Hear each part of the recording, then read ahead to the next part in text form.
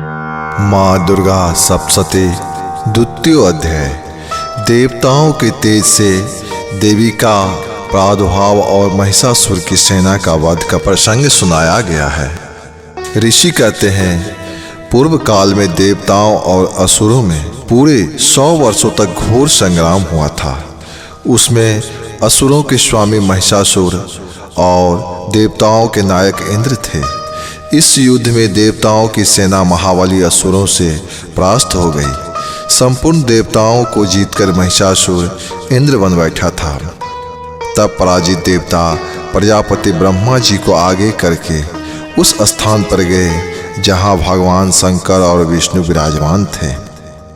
देवताओं ने महिषासुर के पराक्रम तथा अपनी पराजय का यथावत वृत्तांत उन दोनों देवेश्वरों से विस्तार पूर्वक कह सुनाया। वे बोले, भगवान महिषासुर सूर्य, इंद्र, अग्नि, वायु, चंद्रमा, वरुण तथा अन्य देवताओं का भी अधिकार छीनकर स्वयं ही सबका अधिष्ठाता बन बैठा है। उस दुरात्मा महिषासुर ने समस्त देवताओं को स्वर्ग से निकाल दिया है। अब वे मनुष्य की भांति पृथ्वी पर विचरते हैं। दैत्यों की यह सारी करतूत हमने आप लोगों से कह सुनाई। अब हम आपकी शरण में आए हैं, उसके वध का कोई उपाय हमें बताएं। इस प्रकार देवताओं के वचन सुनकर भगवान विष्णु और शिव ने दैत्यों पर बड़ा क्रोध किया। उनकी भौहें तन गई और मुंह टेढ़े हो गए। जब अत्यंत कोप में भरे हुए चक्रपाणी श्री विष्णु के मुख से एक महातेज प्रकट हुआ। इसी प्रकार ब्रह्मा, शंकर तथा इंद्र आदि अन्य देवताओं के शरीर से भी बड़ा भारी तेज निकला। वह सब मिलकर एक हो गया। महान तेज का यह पुंज ज्वालामान पर्वत सा जान पड़ता था। देवताओं ने देखा, वहाँ उनकी ज्वालाएं संपूर्ण दिशाओं में व्याप्त हो रही है। संपूर्ण देवताओं के शरीर से प्रकट हुई उस तेज की कहीं तुलना नहीं की जा सकती। एकत्रित होने पर वह एक नारी के रूप में परिणित हो गया और अपने प्रकाश से तीनों लोक में व्याप्त जान पड़ने लगी। भगवान शंकर का जो तेज था, उससे उस देवी का मुख प्रकट हुआ था। यमराज के तेज से उसके सिर के बाल निकल आए थे। श्री विष्णु भगवान के तेज से उसकी भुजाएं उत्पन्न हुई थी और चंद्रमा के तेज से दोनों स्तनों का, इंद्र के तेज से मध्य भाग का प्रादुर्भाव हुआ। वरुण के तेज से जंघा और पिंडली तथा पृथ्वी के तेज से नितंब भाग प्रकट हुआ। ब्रह्मा के तेज से दोनों चरण और सूर्य के तेज से उनकी उंगलियां हुई। वसुओं के तेज से हाथों की उंगलियां और कुबेर के तेज से नासिका प्रकट हुई। उस देवी के दांत प्रजापति के तेज से और तीनों नेत्र अग्नि के तेज से प्रकट हुए। उनकी भौहें संध्या के और कान वायु के तेज से प्रकट हुए। इस प्रकार अन्य देवताओं के तेज से भी उस कल्याणमयी देवी का आविर्भाव हुआ। तदंतर समस्त देवताओं के तेज पुंज से प्रकट हुई देवी को देखकर महिषासुर के सताए हुए देवता बहुत प्रसन्न हुए।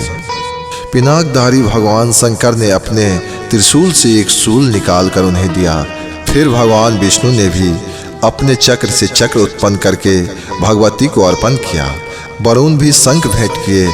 अग्नि ने भी उन्हें शक्ति दी। वरुण ने भी बाण से भरे हुए 2 तरकस प्रदान किए।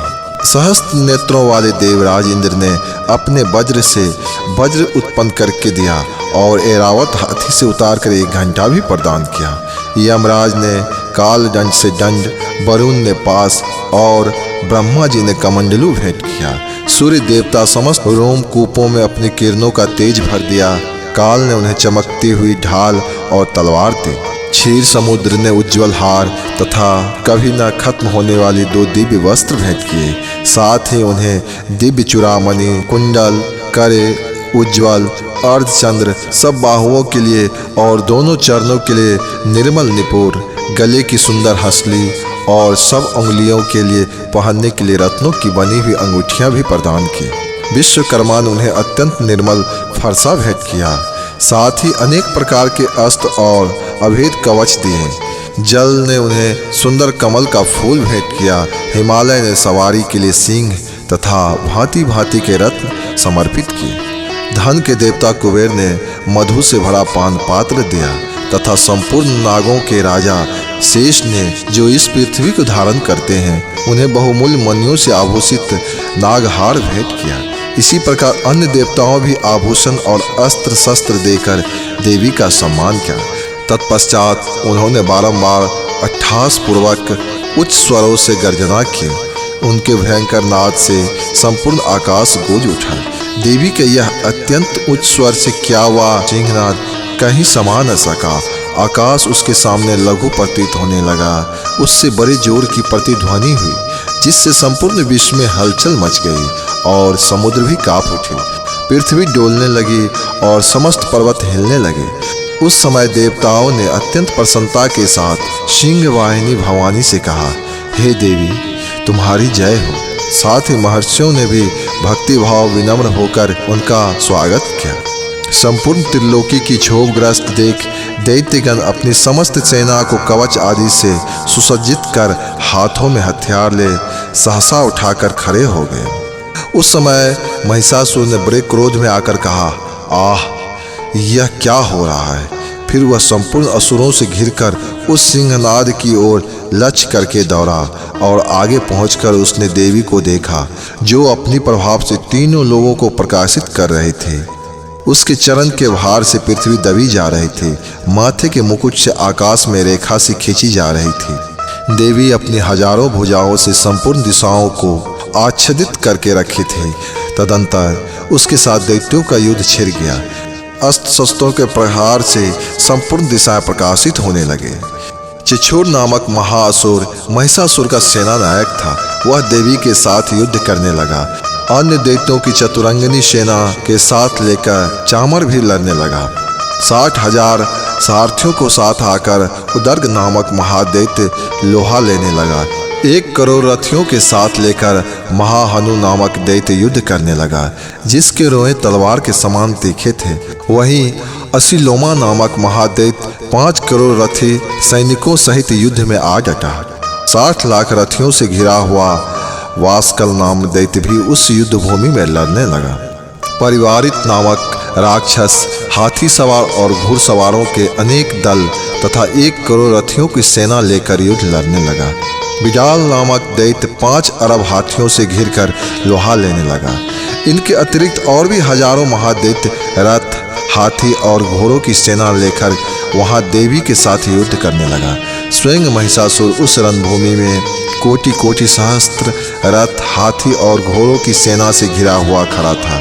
वे दैत्य देवी के साथ तोमर, शक्ति, मुसल, खड़ग आदि अन्य प्रकार के अस्त्र शस्त्रों का प्रहार करते हुए युद्ध कर रहे थे।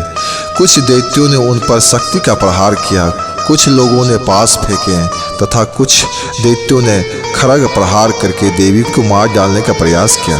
देवी ने भी क्रोध में भरकर खेल खेल में ही अपने अस्त्र शस्त्रों की वर्षा करके दैत्यों के समस्त अस्त्र शस्त्र काट डाले। उनके मुख पर परिश्रम तथा थकावट का रंच मात्र भी चिन्ह नहीं दिखा। देवता और ऋषि उनकी स्तुति करते थे और वे भगवती परमेश्वरी देवी दैत्यों के शरीर पर अस्त्र शस्त्र की वर्षा कर रही थी। रणभूमि में दैत्यों के साथ युद्ध करते हुए अंबिका देवी जितने बार सांस छोड़े, वे सभी तत्काल सैकड़ों हजारों गणों के रूप में प्रकट हो गए और परशु, खड़ग, बिंदीपाल तथा पट्टी आदि अस्त्र शस्त्रों से असुरों का सामना करने लगे। देवी की शक्ति से बढ़े हुए वे गण असुरों का नाश करते हुए नगाड़ा और शंख आदि बाजे बजाने लगे। उस संग्राम महोत्सव में कितने ही गण मृदंग बजा रहे थे। तदंतर देवी ने त्रिशूल से, गदा से, शक्ति की वर्षा से और खड़ग आदि से सैकड़ों महादैत्यों का संहार कर डाला। कितनों को घंटों के भयंकर नाद से मूर्छित करके मार गिराया। बहुतों दैत्यों को पास से बांधकर धरती पर घसीटा। कितने ही दैत्य उनकी तीखी तलवार मारने से 2-2 टुकड़े हो गए। कितने ही गदा की चोट से घायल हो धरती पर सो गए। कितने ही मूसल की मार से अत्यंत आहत होकर रक्त बमन करने लगा। कुछ दैत्य सूल से छाती फट जाने के कारण पृथ्वी पर ढेर हो गया। बाज की तरह झपटने वाले देवपिंडक दैत्य अपने प्राणों से हाथ धोने लगे। किन्हीं की बाहें छिन्न भिन्न हो गई, कितनों की गर्दनें कट गई, कितने ही दैत्यों के मस्तक कटकर गिरने लगे, कितने ही महादैत्य के जांघ कट जाने से पृथ्वी पर आ गिरे, और कितनों को देवी ने एक बाँह, एक पैर और एक नेत्र करके टुकड़े टुकड़े कर दिए। कितने ही दैत्य मस्तक कट जाने से भी गिरकर फिर उठ न पाया। जहाँ वह घोर संग्राम हुआ था वहाँ की धरती देवी के गिराए हुए रथ, हाथी, घोड़े और असुरों की लाशों से ऐसी पट गई थी, वहाँ चलना फिरना असंभव हो गया था। दैत्यों की सेना में हाथी, घोड़े और असुरों के शरीर से इतनी अधिक मात्रा में रक्तपात हुआ था कि थोड़ी ही देर में वहाँ खून की बड़ी बड़ी नदियाँ बहने लगी। जगदम्बा ने असुरों की विशाल सेना को क्षण भर में नष्ट कर गिराया।